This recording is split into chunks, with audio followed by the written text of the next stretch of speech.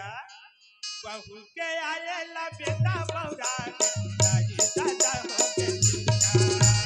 बहू के आएला बेटा बौरा दाई दादा हो के सीता बहू घरे हवसा के जना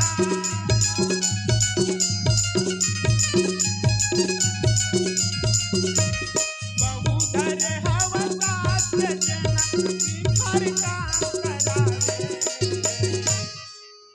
बहू के आएला बेटा बौरा